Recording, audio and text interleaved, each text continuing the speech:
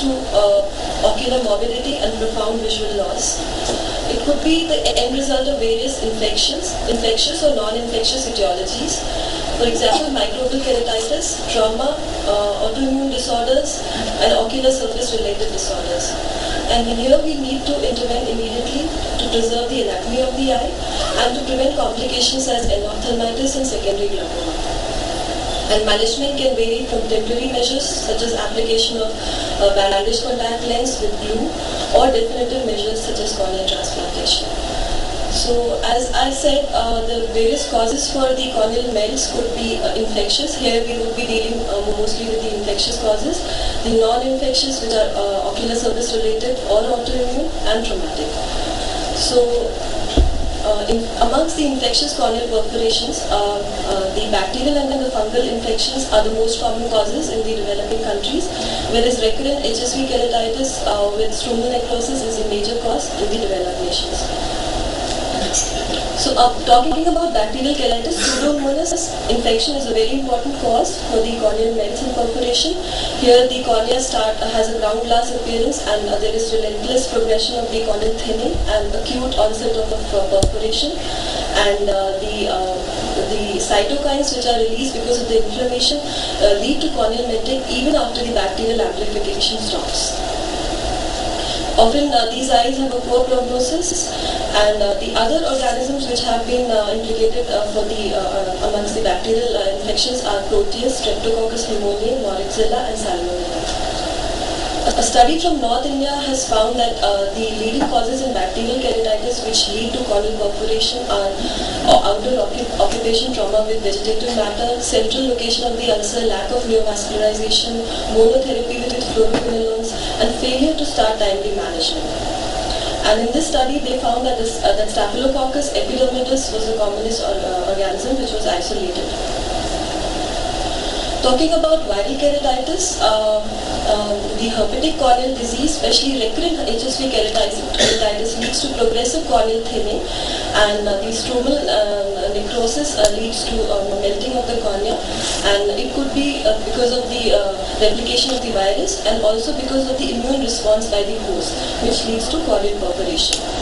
There is a release of MMPs and collagenases from the polymorphic nuclear cells and the macrophages which lead to corneal perforation. In necrotizing stromal keratitis, the epithelium breaks down over a dense stromal infiltrate, and because of the release of the cytokines and MMPs, there is perforation. And sometimes because of overuse of topical steroids in HSV keratitis, and also because of toxicity, because of too much of antivirals, the perforation can happen. Fungal keratitis is an important cause of corneal perforation in our scenario. Almost 1/3 of fungal infections require surgical intervention because of treatment failures or corneal perforation. The fungi which are mostly associated with corneal perforation are Fusarium, Aspergillus. Sometimes demitaceous fungi such as Carvalaria also lead to perforation. Now, the rate of corneal perforation in various studies, they have shown the rate ranges from 4% to 33%, and Lalita et al. Have reported a perforation rate of 61% perforation in fungal keratitis with treatment failures, and an overall 19% perforation rate. The routine lab diagnosis, you need to be very gentle when a melting cornea presents. You need to be very gentle with your corneal scraping, and the corneal scraping should be sent for grams, calcofluoride, chocolate agar, SD, and thioglycolate rod cultures. Full systemic workup of a patient who presents with corneal melt and perforation is very important, and you sometimes need an internist help. Sometimes you need to rule out any other associated autoimmune cause, even if it's an infectious keratitis which is leading to a corneal melt. You need to rule out other associated collagen vascular disorders like rheumatoid arthritis, etc., to be sure that the patient is not immunologically compromised or any other collagen vascular disorder is present. Sometimes you need to adjust the dosity immunosuppressives also. So management starts from non-surgical management. You need sometimes in the perforated cornea or a melted cornea, you need to put the patient on oral antibiotics. In HSV necrotizing stromal keratitis, you need to put the patient on oral antivirals. Sometimes anti-glaucoma drugs are necessary to prevent the extrusion of the intraocular contents. Anti-collagenases play an important role, like oral doxycycline, acetylcysteine, topical also help to prevent the melting of the cornea. Anti-inflammatory therapy, once the infection is under control, you can put the patient on topical steroids and cyclosporine. You need to optimize the epithelial healing. The patients, you should need to put the patient on preservative-free lubricants. You need to promote epithelial healing to prevent the melt. Punctal plugs or intracanalicular plugs, they prevent the drainage of the tear and maximize the contact of the drugs with the ocular surface, and they can reduce the dependency on tear supplements. Now, talking about surgical management, the first and foremost thing which you need to be ready with is the gluing. That is the cyanoacrylate glue, which is very cheap and easily available and very easy to apply. So any patient who walks in your OPD with a melting cornea or a perforated cornea, you can't just send him away without gluing him. And these glues have traditionally been the most widely used glues for ophthalmic surgery. They require minimal hydration to polymerize and set, and the tensile strength is very great. So even a perforation which is up to 3 mm, they can hold on very easily with a glue. And it has antimicrobial properties also. It has antibacterial and antiviral properties, so it can actually arrest the progression of the melt. So what are the indications of cyanoacrylate glue? Corneal perforations are up to 3 mm, corneal melts, impending perforation. Even if you get a patient with 80% thinning or 90% thinning, glue him before the perforation sets in, so that at least you will get away with a secondary glaucoma or an endophthalmitis. Once the perforation has set in and there is relentless progression, then nothing much can be done. So even when the cornea is around 80 to 90% thinned out, you can glue the patient on the same day. In wound smoothing salsa bajala, these are other indications apart from infective keratitis. One important thing when you glue a patient is it is essential to debride the epithelium and necrotic stroma before you glue the cornea for formation. This is one post-op patient. Some of the patients in infective keratitis, this is the pre-op picture, the post-op after gluing. See, the AC is now formed, and now I can hold on easily for 2 to 3 months, let the cornea scar, and later take up the patient for an optical graft. Another patient, this is almost 90% thinning with impending perforation, and this is after glue. This is a patient who presented with a therapeutic graft that was done elsewhere, and the graft started melting away because of recurrence of infection. When the patient came to me, I just sent the patient back. I wanted the patient to settle down and then take him up for a second therapeutic graft. So I glued him the same day and sent him back, and later took him up for a therapeutic graft. Of course, peripheral ulcerative keratitis is an important cause of gluing, but here we are more focused towards infective keratitis. So here is a patient with Moore's, and this is the peripheral ulcer. So I'll just show you. This is a patient. You need to debride the epithelium therapy. You need to remove the loose sutures. This is presented with a melting therapeutic graft, and the central cornea is all melted away, and this is how you do the gluing.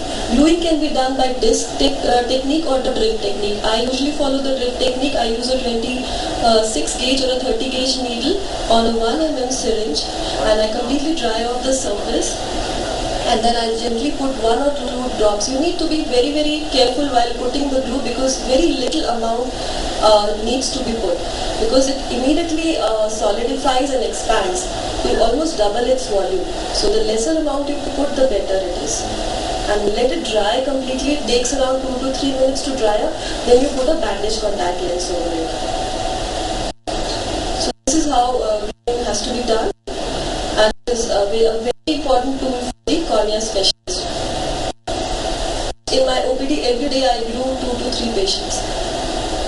Now, Fibrin Glue also is an important tool, although it does not have as much of a tensile strength as the cyanoacrylate glue, but in certain conditions like persistent epithelial defects, corneal thinning, etc., you can glue with Fibrin Glue also with a amniotic membrane. So whenever I use Fibrin Glue, I usually combine it with an amniotic membrane graft.